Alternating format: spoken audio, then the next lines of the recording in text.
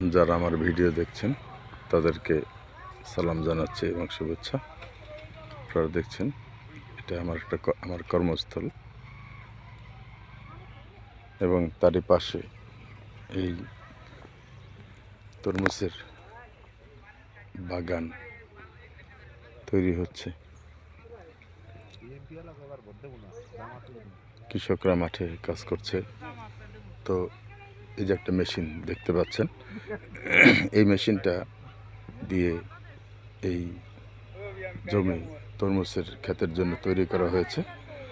আগে হয়তো বা আপনারা গরু দিয়ে চাষ করতে দেখেছেন, হাল চাষ করতে, কিন্তু নতুন এবং উন্নত প্রযুক্তি যেহেতু দেশে চলে আসছে, তো তাই আপনারা দেখতে পাচ্ছেন এই মেশিন দিয়ে এই এত বড় তরমুজের যে বাগান দেখছেন, ক্ষেত, সেটা প্রস্তুত করছে। এবং এই যে দেখছেন, তারা তরমুজ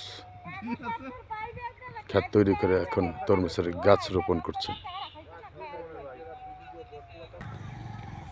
যে দেখতে পাচ্ছেন গাছ, এই যে এই সিরিয়ালে গাছ তৈরি করে।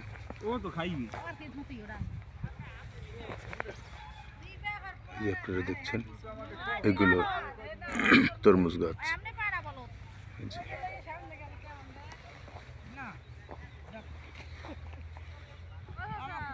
তরমুজ গাছ কিভাবে তৈরি করে তা আপনারা দেখতে পাচ্ছেন, কিভাবে গাছ রোপণ করে।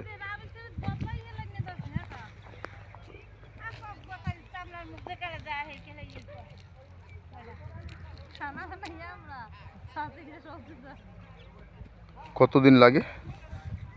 লাগবে 90 দিন। আপনারা শুনতে পাচ্ছেন 90 দিন প্রয়োজন হয় তরমুজ। এই রোপণ হইতে 90 দিন। এই গাছ লাগানোর পর থেকে 90 দিনের মধ্যেই তরমুজের ফল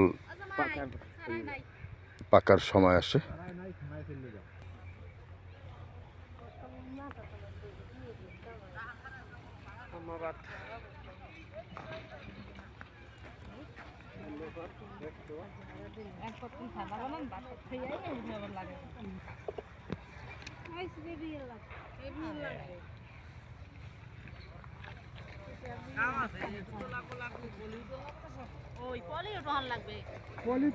এই যে দেখেন, তৈরি করছে গাছ লাগানোর জন্য। এবং এই যে আপনারা যারা দেখছেন, তারা গাছ রোপণ করছেন। এই যে তারা গাছ লাগাচ্ছেন এবং তৈরি করছেন কোথায় গাছ লাগাতে হবে, সেই জায়গা তৈরি করছেন।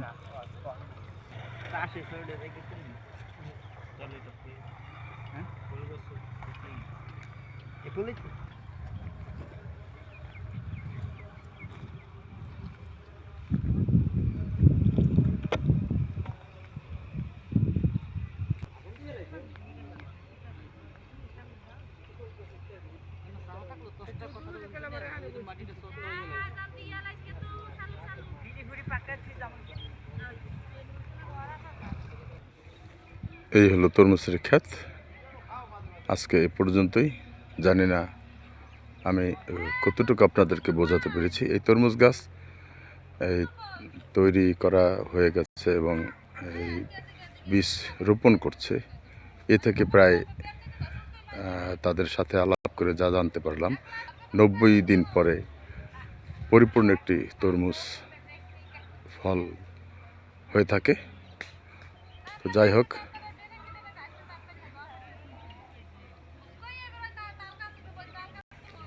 আপনাদের দেখালাম। জানি না কতটুকু দেখাতে পেরেছি বা আমি আপনাদেরকে বোঝাতে পেরেছি। তো দেখি ভবিষ্যতে যদি আরও এরকম কোনো কিছু নতুন পাই, হয়তো আপনাদের সামনে তুলে ধরবো। আজ এ পর্যন্তই। আসসালামু আলাইকুম।